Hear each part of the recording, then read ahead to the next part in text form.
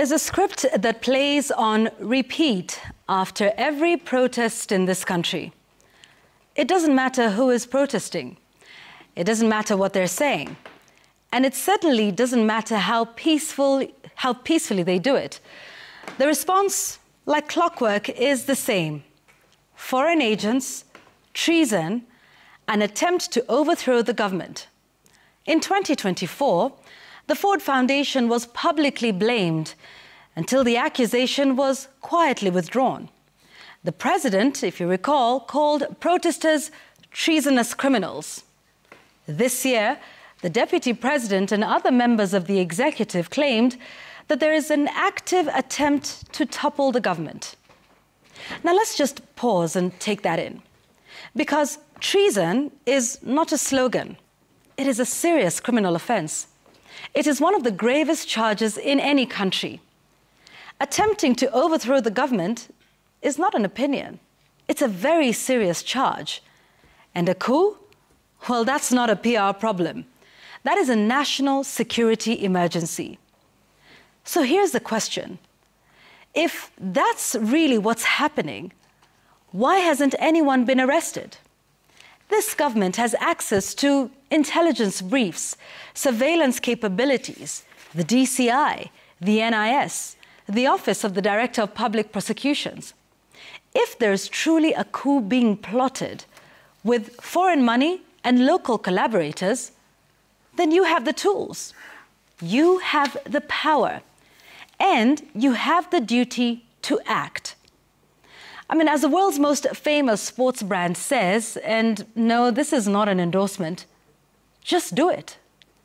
Arrest the conspirators, charge them, take them to court, protect the state. Because if someone is truly attempting to overthrow a democratically elected government, you don't call a press conference, you don't post a hashtag, you don't insinuate or imply, you act. But if you don't, then you're doing something else. You're playing politics, you're spinning narratives, and you're using national security as an excuse, a narrative and a pretext to something more ominous, to clamp down on any voices of discontent. And that is dangerous. When a protest is painted as a plot against the government, and every chant is called foreign-funded treason, then the burden of proof immediately falls on those alleging to table the evidence. When such a serious claim comes from the president or the cabinet secretary in charge of national security, they become duty-bound to prove the allegations and act for the sake of the credibility of the offices they hold, if not for their own personal credibility.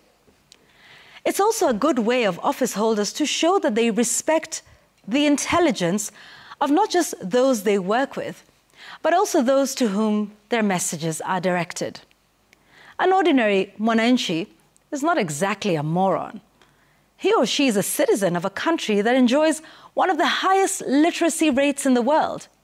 Some of them are old enough to have witnessed every trick in the Kenyan political bags. Some of them took part in countrywide, state-organized demonstrations against General Odongo and his terror outfit, oddly named the February 18 Revolutionary Army, FERA.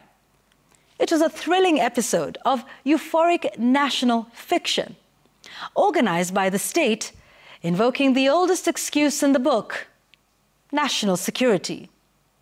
Now, before we burn any effigies, let us have the real suspects this time. Give us the coup plotters.